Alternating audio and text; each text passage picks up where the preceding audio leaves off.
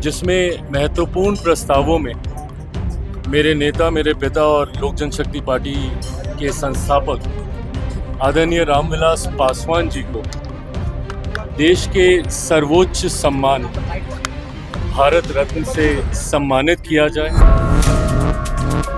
लोक जनशक्ति पार्टी रामविलास की राष्ट्रीय कार्यकारिणी ने इस प्रस्ताव को पारित करने का काम किया है कि देश में एक राष्ट्रीय युवा आयोग का गठन होना चाहिए।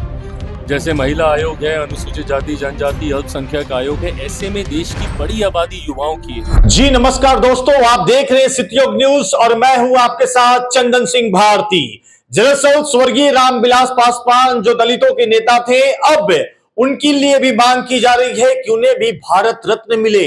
जी दरअसल मांग कोई और नहीं बल्कि उनके ही बेटे और केंद्र में मंत्री चिराग पासवान ने कहा कि मेरे पिता, मेरे नेता स्वर्गीय रामविलास पासवान जी को भारत रत्न मिलना चाहिए। उन्होंने कहा निश्चित तौर पर भारत रत्न की मांग उन्होंने की है। आइए क्या कुछ बोल रहे हैं, मीडिया कर्मियों को संबोधित करते हुए बहुत सारी बात मीडिया से उन्होंने की है। आइए क्या कुछ बोल रहे हैं केंद्रीय मंत्री चिराग पासवान, जो कि लोजपा रामविलास पासवान के पार्टी के सुप्रीमो भी हैं, सुनते हैं। आज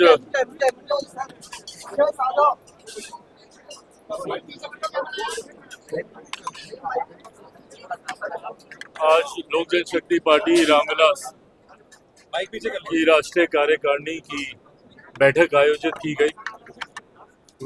जनरली हम लोग 2 दिवसीय और देश के किसी न किसी राज्य में इसका आयोजन करते हैं। पार्टी का संविधान कहता है कि हर 6 महीने पे राष्ट्रीय कार्यकारिणी की बैठक और उसमें प्रस्ताव जो उस परिप्रेक्ष्य के हों उसको वहाँ से पारित करना ज़रूरी है। आज हम लोगों ने दिल्ली में इसको आयोजित किया।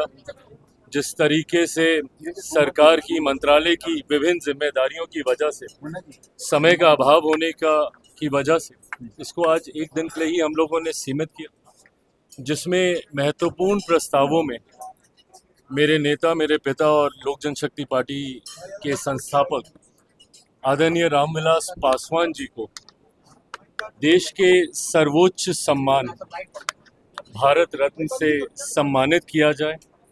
इस प्रस्ताव को सर्वसहमति से अनुमोदित किया गया।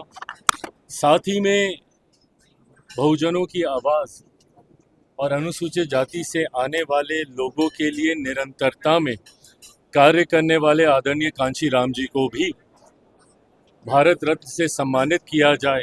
ये प्रस्ताव भी यहाँ पे पारित किया गया। एक महत्वपूर्ण विषय जो मैं मानता हूँ कि उसका महत्व आज की तारीख में और ज़्यादा बढ़ जाता है, राष्ट्रीय युवा आयोग के गठन, जिसको एक सांसद के रूप में भी मैंने निरंतरता में भारत की संसद में उठाने का काम किया। सरकार का हिस्सा होने के नाते मैं मेरी पार्टी की इस सोच को ज़रूर उचित मंच तक पहुंचाने का काम करूंगा। बट एक बार फिर से लोक जनशक्ति पार्टी रामविलास की राष्ट्रीय कार्यकारिणी ने इस प्रस्ताव को पारित करने का काम किया है कि देश में एक राष्ट्रीय युवा आयोग का गठन होना चाहिए। जैसे महिला आयोग है, अनुसूचित जाति जनजाति अल्पसंख्यक आयोग है, ऐसे में देश की बड़ी आबादी युवाओं की है। उनकी अपनी समस्याएं हैं, उसके समाधान के लिए एक ऐसा आयोग बने, एक ऐसी नोडल एजेंसी हो जहां युवा समस्याओं के साथ जाएं, समाधान के साथ वापस आएं। और इसी क्रम में क्योंकि किसानों की भी अलग अलग समय पे अलग अलग विषयों को लेकर चिंताएं रहती हैं, एक राष्ट्रीय किसान आयोग का भी हम लोग गठन करें। इस प्रस्ताव को भी पारित किया गया। समावेश की सोच जो पार्टी की हमेशा से रही है, उस पर पुनः पार्टी ने दोबारा से अपना समर्थन देने का काम किया। किसी भी जाति, किसी भी धर्म के लोगों के साथ अगर अन्याय हो रहा है तो पार्टी उसमें अपनी आवाज़ को बुलंद करती रहेगी। गलत को गलत और सही का साथ हर परिस्थिति में हम लोग देते रहेंगे। जाति और धर्म से उठकर बिना हिंदू मुस्लिम की राजनीति, बिना अमीर गरीब की राजनीति में उलझे, बिना अगड़ा पिछड़ा की राजनीति में उलझे, सबके समावेश के साथ पार्टी आने वाले दिनों में विभिन्न राज्यों में होने वाले चुनाव में अपनी भूमिका निभाएगी। भले वो उत्तर प्रदेश के चुनाव हो, पंजाब के चुनाव हो, इन दोनों राज्यों में आज औपचारिक तौर पे भी पार्टी ने फैसला लिया है। गठबंधन के तहत, बिना गठबंधन के मुझे नहीं पता स्वरूप क्या होगा, बट हाँ, पार्टी इन दोनों राज्यों में चुनाव जरूर लड़ेगी। इन तमाम विषयों पर आज चर्चा हुई। सर, असम में जो फ्लड आए हैं उसके ऊपर आपका क्या कहना